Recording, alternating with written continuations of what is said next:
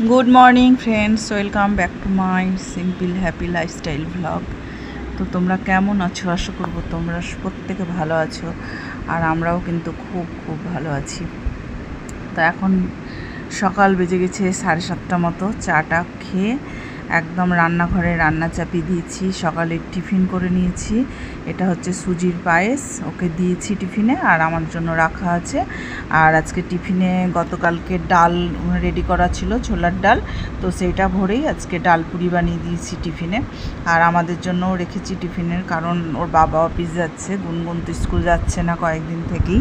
গুনগুনের জ্বর হয়েছে, সেই জন্য বাড়িতেই আছে। তো আমাদের জন্য টিফিন বানিয়ে নিয়েছি বাড়ির জন্য, আর ওর বাবাকে টিফিনে দিয়ে দিলাম। আর এই দেখো কালকের মাছ ছিল, তো অর্ধেক করেছিলাম আর আজকের জন্য অর্ধেক রাখা ছিল।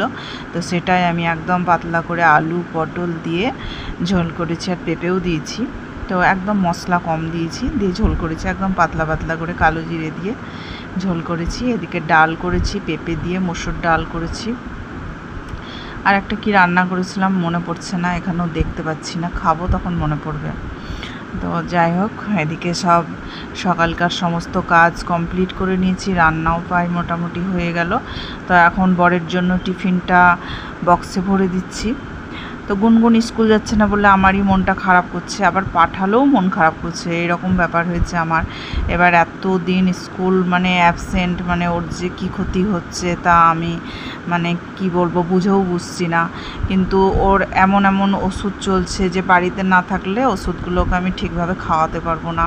তাছাড়াও শরীরটা দুর্বল। হ্যাঁ, এবার ক্লাস করতে হবে একদম একদম কি 9টা কি 10টা কি বলবো 9টা থেকে একদম 4:30 অবধি বাইরে ওকে থাকতে হবে। এবার শরীরটায় যদি শক্তি না থাকে ও চলবে কি করে অতক্ষণ ধরে, একটা লং টাইম। তো পাঠাতে পারছি না, মনটা খুব খারাপ করছে। স্কুল অ্যাবসেন্ট হলে আমার ভীষণ মন খারাপ করে, তো কিছু করার নেই। স্কুল অ্যাবসেন্ট প্রচুর হয়ে গেল এই সপ্তাহে, পুরো সপ্তাহে মনে হয় বাদ হয়ে গেল। তো খাওয়া দাওয়া করে রান্নাবান্না করে সব কমপ্লিট করে দিয়েছি। তো স্নান করে অফিস চলে গেল, আর গুনগুনকে খাবার দিয়ে দিয়েছি, ও খেয়ে পড়তে বসেছে। আর আমি এদিকে ঠাকুর ঘরে চলে এসেছি। আজকে বৃহস্পতিবার, পুজো করব, অনেকটা টাইম লাগবে। তো প্রথমেই গোপুসোনাকে উঠে, আজকে সকালে গোপুসোনাকে উঠাইনি, একদম স্নান টান করে এসে গোপুসোনাকে উঠিয়ে এই যে থালায় বসিয়ে দিয়েছি স্নান করাবো বলে। আজকে কাঁচা দুধ রেখে দিয়েছিলাম, বৃহস্পতিবার পুজো হবে বলে। তো একটু শিবের মাথায়ও দিলাম, আবার গপুকেও দিয়ে স্নান করিয়ে দিলাম, সবাইকেই দিয়ে দুধ দিয়ে আজকে স্নান করিয়ে দিলাম কাঁচা দুধ দিয়ে। এবার স্নান পর্ব শেষ হয়ে গেলে তারপরে তখন সিংহাসনটা একটু পরিষ্কার করে গুছিয়ে নেবো, দিয়ে পুজো আরম্ভ করব। তো তোমরা আমার ভিডিওটা দেখতে থাকো, আশা করবো তোমাদের ভালো লাগবে। যদি ভালো লাগে ভিডিওটা লাইক কমেন্ট শেয়ার করে দিও, আর নতুন বন্ধু হয়ে থাকলে আমার চ্যানেলটিকে প্লিজ সাবস্ক্রাইব করে দিও। তো তোমরা ভিডিওটা দেখতে থাকো। তো সব গোছানো হয়ে গেছে, ঠাকুর সাজিয়ে নিয়েছি একদম ঠিকভাবে, দিয়ে এবার পুজো শুরু করব। তার আগে প্রদীপটা তো ধরাতেই হবে, আর ধূপকাঠিটাও ধরিয়ে নিলাম, কারণ ঘরটা দেওয়ার আগে ধূপকাঠি আর প্রদীপটা ধরিয়ে নিই, কারণ প্রচণ্ড গরম লাগছে। ফ্যানটা চালিয়েই সব পুজোর জোগাড়টা আমি রেডি করে নিই। তারপরে যখন এই যে সব কাজের শেষে যখন এবার প্রদীপটা ধরাবো, তখন আমাকে ফ্যানটা অফ করতে হয়। তার আগে আমি ভোগ টোগ সব রেডি করে নিই, ঠাকুর গুছিয়ে নিই, ঠাকুরের চরণে ফুল দিয়ে সাজিয়েও নিই, সব কিছু করে নিই। তারপরে যখন বৃহস্পতিবারের দিন ঘরটা যখন সিংহাসনের পর তুলবো, তখন তো প্রদীপটা ধরাতেই হবে। তখনই আমি ফ্যানটা অফ করে প্রদীপটা ধরিয়ে দিই, দিয়ে ঘরটাকে পেতে দিই আর কি। প্রত্যেক দিনই এরকমভাবেই পুজোটা করি। এত গরম লাগে, আর দেখবে স্নান করার পরে বেশি গরম লাগে। আমার তো প্রচণ্ড গরম লাগে, স্নান করলেই যেন বেশি গরম লাগে। স্নান করার আগে ফ্যান না চালালেও হয়, কিন্তু স্নান করে ঢুকলে চুলটা ভিজা থাকলে আমার খুবই গরম লাগে। চুলটা তো ছাড়তেই পারি না। যখন একদম কাজ কমপ্লিট করে ফ্যানের তলায় বসি, তখন আমি চুলটা ছাড়ি। এই চুল আমার ভিজে থেকে থেকে কি বলবো, অর্ধেক চুলই উঠে গেল এই গরমের জন্য। চুল কোনো সময় আমি চুলটা ছেড়ে রাখতে পারি না। তো আগে যখন লালগোলায় থাকতাম সকাল সকাল পুজো হয়ে যেত, আর এখন এখানে এসে যেহেতু অফিসটা দূর হয়ে গেছে, সকালবেলায় উঠেই রান্না করতে হয় আগে, তার জন্য পুজো করতে করতে আমার 11:30 পৌনে 12টাও বেজে যায় কমপ্লিট করতে পুজো, বিশেষ করে বৃহস্পতিবারের দিনটা আর কি। তো দেখো পুজো টুজো করে একদম খাবার নিয়ে নিয়েছি।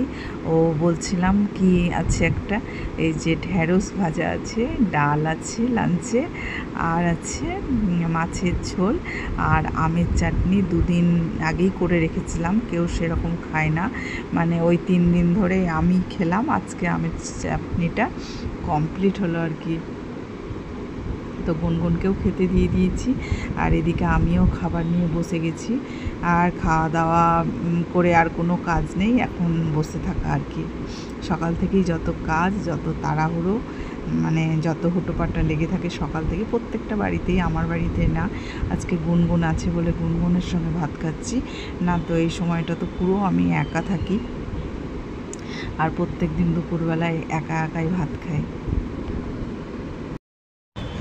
আমার মাছের ঝোল মাংসর ঝোল থাকলে ডালটা বিশেষ লাগে না, কিন্তু গুনগুনের বাপির মাছ মাংস ডিম যে কোনো কিছুই রান্না করি না কেন, ওর ডালটা ভীষণ প্রিয়, মানে ডালটা ওর প্রত্যেক দিনই লাগে, আর ডালটা আমাকে প্রতিদিনই করতে হয়। আর দেখবে অল্প একটু ডাল করলে ভালো লাগে না, তো একটু বেশি করে না করলে ডালের কোনো টেস্টই হয় না, তো বেশি করে করলে এই তো আমাকে খেতে হয়। আর ডালটা আমি একদমই মানে একটু কমই পছন্দ করি। তো আর যেদিন ধরো নিরামিষ হয় সেদিন ডালটা লাগেই, সেদিন মাছ মাংস থাকে না, আর যেদিন মাছ মাংস থাকে সেদিন কিন্তু আমি ডালটা খাই না, নষ্ট হবে বলে খেলাম আজকে। তারপরে ভাত টাত খাওয়ার পর প্রত্যেক দিনের অভ্যাস ঘুমিয়ে যাওয়া, যেটা একদমই মানে আমাদের উচিত না, বিশেষ করে আমাদের মতো মেয়েদের আর কি, মোটাসোটা মেয়েদের। তো অভ্যাসটা কিন্তু একদমই ছাড়তে পারছি না। ভাত খাওয়ার পরে একটু না শুলে ভালোই লাগে না, আর শুলেই ঘুম চলে আসে। কারণ ঘুম আসারও কারণ আছে, যদি সকালে 7টা অবধি ঘুমাই তাহলে হয়তো দুপুরে ঘুম আসবে না, আমি দেখেছি। কিন্তু যেহেতু 5টা পৌনে 5টায় উঠি ঘুম থেকে, ওই জন্য মানে অটোমেটিক দুপুরবেলায় ঘুমটা চলেই আসে। তো প্রত্যেক দিনই এটা হচ্ছে, ভাবছি ঘুমাবো না, কিন্তু না, হচ্ছে না, সেই ঘুমাতেই হচ্ছে। তারপরে দেখো একদম চলে এসেছি রাত্রিবেলায় রাত্রের খাবার করতে। মাঝে আর কোনো ভিডিও করিনি, তো এখন করলাম ছোলার ডাল রাত্রের জন্য। তো ডাল দেখো আমার হয়ে গেছে, একটু বিকেলবেলায় ডালটা ভিজিয়ে রেখেছিলাম, ছোলার ডালটা, তো রান্নার পরে বেশ একটু বড় বড় হয় ভিজিয়ে রাখলে, প্রতিদিন মনে থাকে না, যেদিন মনে থাকে সেদিন ভিজিয়ে রাখি। তো আজকে ভিজিয়ে রেখেছিলাম বলে ডালটা খেতেও খুব সুন্দর হয়েছিল। তো এখন ডাল রেডি হয়ে গেছে, এখন রুটি ভাজবো, তাহলেই রাত্রের খাবার আমাদের হয়ে যাবে। আর এখন 9টা পার হয়ে গেছে, কারণ রুটি ভেজে আর থামবো না, গুনগুনকে খেতে দিয়ে দেবো, গুনগুনের খিদে পেয়েছে, তারপরে আমরাও খেয়ে নেবো। তো আজকের ভিডিওটা এখানেই শেষ করলাম, দেখা হবে নতুন একটা ভিডিওতে। তো আর তোমরা ভালো থেকো, সুস্থ থেকো, সাবধানে থেকো। আজকের মতো টাটা।